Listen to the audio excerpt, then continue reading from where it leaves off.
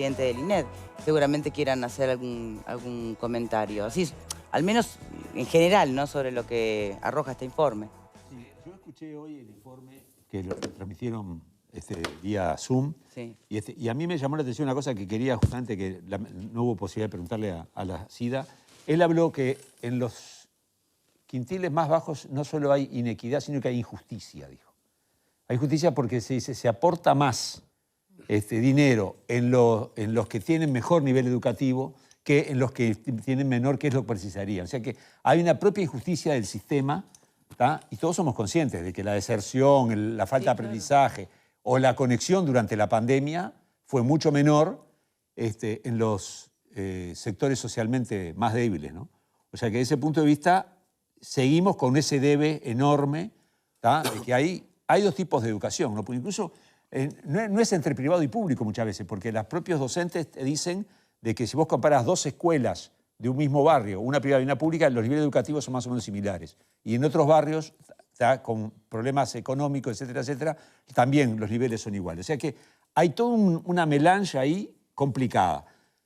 Lo que sí me parece que es muy interesante es que Uruguay, a pesar de todo, tiene graves problemas de educación, pudo, gracias a el famoso Plan Ceibal, combatir el tema de la... Está mucho mejor parado. Mucho mejor parado. Y los propios docentes se adaptaron mucho más fácilmente. Que a veces les damos palo a los docentes, sobre todo a los sindicatos los docentes, no tanto a los docentes, sino a los sindicatos. Los docentes se pusieron al hombro el tema educativo, un sacrificio de la gran flauta, porque aparte este informe incluye un año sin pandemia, 2019, con un gobierno, y un año con otro gobierno con pandemia. Es un informe complicadito. Sí, que de verdad yo no sé qué les parece a ustedes, pero hay que tomarlo con pinzas también. Claro, ¿no? porque son situaciones muy diversas, porque cambió las autoridades y cambió la situación. Sin pandemia es una cosa, con pandemia es otra.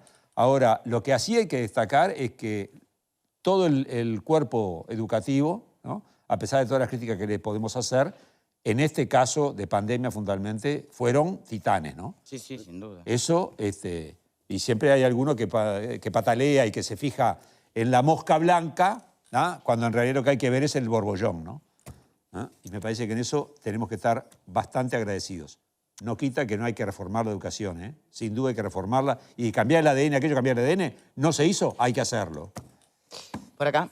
No, yo escuchando a la CIDA, creo que quedó bastante claro, ¿no? Pero una buena y una mala. La buena es que el Uruguay se adaptó bien a la situación de la pandemia, más allá de que se agudizaron algunos indicadores negativos, pero en menor proporción a lo que se agudizaron en otros. En parte por el Plan Ceibal, que también dijo la CIDA, el Plan Ceibal tiene 15 años, ¿no? 16 años. También dijo la CIDA, por primera vez el Plan Ceibal, casi dice así, ¿no? Por primera vez sirve para algo. No, eso estás inventando. Esto estás inventando, como siempre, metiendo puita. Bueno, déjala terminar. No es cierto. Bueno, déjala terminar. Perdón. Usted ya dijo sus puitas y yo lo escuché respetuosamente. Pero fundamental. Por lo tanto, le voy a pedir que si tiene capacidad para respetarme, no sé si puede, inténtelo al menos. Creo que dijo eso. Me pareció entenderlo, no con esas palabras, pero prácticamente el Plan Ceibal sirvió en este caso para resolver un tema cuando no había demostrado y había sido un plan muy cuestionado durante tantos años. Pero independientemente de eso, yo no voy a discutir el Plan Ceibal para nada. Y creo que lo que debemos... o sea, el Uruguay se adaptó bien, los indicadores siguieron cayendo en menor proporción, las metas del 2019 están en el informe, no se terminaron de cumplir, quedamos en inclusión infantil un 6% abajo. Seguimos con un deterioro que no es achacable a nadie, esto viene de mucho tiempo. Más allá de que algunos creyeron poner mucho énfasis en la educación cuando en realidad no pusieron absolutamente ningún énfasis. Creyeron en la retórica, en el discurso, educación, y nuestra prioridad y el porcentaje del PBI, la mar en coche, y los resultados siguen siendo malos. Que sorteamos bien la coyuntura, o mejor que otros países, no bien porque deterioro hubo, está bien. Pero lo más preocupante de todo es lo que dice la CIDA de la brecha educativa en el Uruguay, una de las más grandes de América Latina, que era lo que decía, que apuntaba Alfredo también. Yo lo que no sé es esa brecha, dónde se genera, que me hubiera gustado preguntarle con más tiempo, dónde se genera principalmente, en qué franja etaria se genera, cuáles son los más chiquitos, son los más grandes, dónde esa diferencia. Si hay algún estudio geográfico, si hay por zona, Montevideo, interior, norte, sur, dónde tenemos el mayor problema, si hay un estudio de eso, si hay aspectos tecnológicos, hay un 10% de los hogares de menos recursos que no acceden a Internet, o sea que por más que tengan Ceibalitas, no la pueden consultar porque no tienen acceso a la tecnología. Y acceso a la tecnología no es un problema solo de la educación, eventualmente es un problema de otros sistemas, de otras áreas del Estado, será de Antel o de quien corresponda, o de decisiones.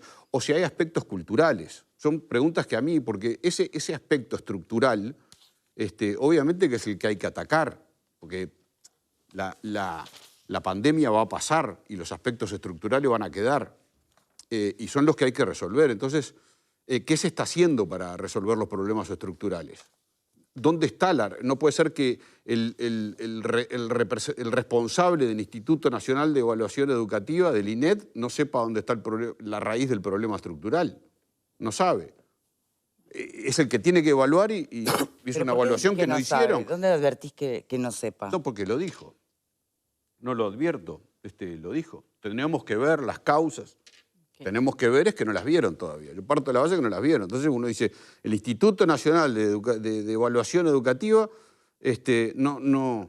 no tiene identificado cuál es el problema de raíz estructural, entonces difícil que... Está bien, el INED evalúa y no hace políticas, pero hay que evaluar dónde está el problema para poder hacer políticas. Para eso es funcional el INED a la conformación de las políticas, es funcional a quienes tienen que tomar las decisiones. Hace informes para ver dónde están las fallas para tratar de resolver los problemas. Si hace informe y analiza solo la coyuntura y no analiza el problema estructural porque no lo tiene identificado, entonces está faltando el insumo fundamental para tomar una decisión, que es conocer la realidad. Bien. Entonces, a mí me da un tema que afecta mayoritariamente a los más... ¿Está muy largo? Está largo. Sí, Está bueno, está largo. Ahora volvemos. ¿Sabés que está largo? Corto por acá. A ver la conclusión.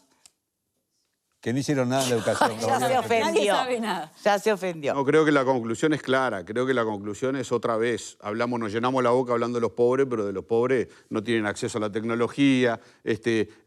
Nadie sabe por qué no acceden a la educación, por qué se genera la brecha, porque es muy fácil decir lo que dice Alfredo, que es una postura de izquierda, no la voy a adjetivar, pero una postura de izquierda dice, no, porque los ricos tienen más acceso y los pobres...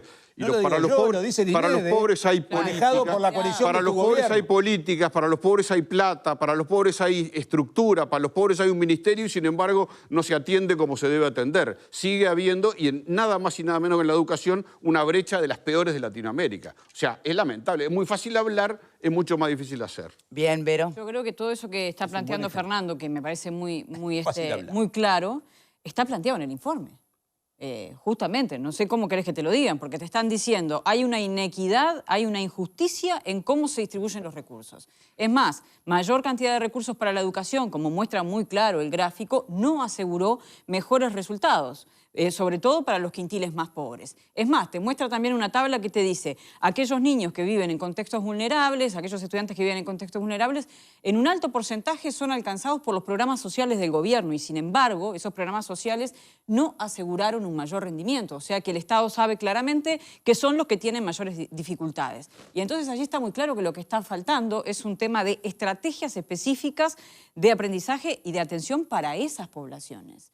No tiene que ver solamente con un tema de distribución de recursos, sino distribución de recursos en aquellos centros educativos de contexto vulnerable y estrategias específicas que no pueden ser las mismas en un colegio de determinado barrio que en una escuela de contexto crítico de otro. Ni los programas educativos, ni las estrategias pueden ser las mismas. Entonces me parece que eso queda muy claro en el informe. Se sabía antes de la pandemia lo que hace es reforzar eso y sí comparto contigo, Fernando, la pregunta que es, bueno, ¿cómo vamos a revertir eso? Porque si uno mira que de repente programas como los de maestros comunitarios que implicaba salir del centro educativo, entrar en el territorio, no han sido por lo menos fortalecidos, allí la pregunta es cómo revertimos esa situación. No Bien. alcanza con mayores recursos para la educación, para que esos recursos garanticen mejores resultados en los sectores más pobres. Bien, por acá. Sin ánimo de ser reiterativo, ¿no? Porque comparto varios conceptos, pero lo único que me queda de nuevo en este informe, en este nuevo informe que todos los años sale, es simplemente... Es bianual, perdón, bianual que sale cada 2 años, es el tratamiento de la pandemia en la educación, con la plataforma CREA y, bueno, y lo que todos sabemos. Lo demás es siempre exactamente lo mismo, porque hay 4 toneladas de diagnósticos de todo tipo y color, pero el problema nunca se resuelve. Ustedes fíjense que sin ir más lejos, yo no comparto aquello de que la educación secundaria hay veces que no es tan necesaria porque el ofrecimiento, porque hay determinados tipos de trabajos que no solicitan la educación secundaria y demás. Eso es mentira, no es así. Eso no es así. Cuanto más educación, más formado vas a estar.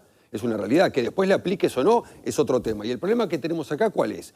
Que escudándonos en eso, en que las relaciones laborales van avanzando conforme avanza el tiempo, no es tan necesario tener una educación secundaria completa porque quedó arcaica en el tiempo. Y eso no es así, no es así.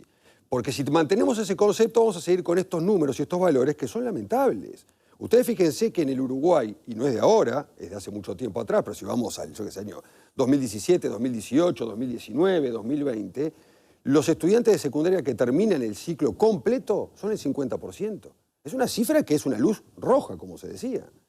Los que terminan la educación secundaria media andan en un 75, un 80%. Estamos hablando de tercero de liceo. Es una luz roja. Y todos los años hablamos de lo mismo, de los problemas que existen, de que hay que reformar la educación, que hay que hacerla más atractiva y demás, pero pasan los años y la situación sigue siendo la misma. Entonces, lo que tenemos que hacer, humildemente, es dejar de hacer tantos informes de cuál es el problema y hacer informes de propuestas de soluciones concretas, Bueno, pero no es el reales, no es el rol que de se dinero. pueden... No lo hablo por ellos. Claro. Que se puedan bajar a tierra, que se puedan aplicar y que dentro de 3 o 4 años, porque esto no es de un día para el otro, tengamos un informe que diga, señores, perfecto, con estas propuestas concretas aumentamos el porcentaje en cuántos jóvenes terminaron educación secundaria. Aumentamos el porcentaje en cuántos jóvenes terminaron ciclo básico completo. Porque la verdad, con los números que tenemos, vamos a seguir discutiendo de esto y lamentablemente la situación sigue siendo exactamente la misma. Bueno, muy bien, vamos a dejar esto ¿puedo decir una por cosita acá. Yo quiero decir otra cosita pequeña también. ¿Y por qué no retomamos en el último bloque? Porque tenemos la próxima invitada Bien, esperando está allí. bien. Perfecto. Y además, miren qué invitada tenemos. Bueno, se los comento en un instante nada más, ya la van a ver. Antes, les quiero recordar que los jueves de Vía Confort son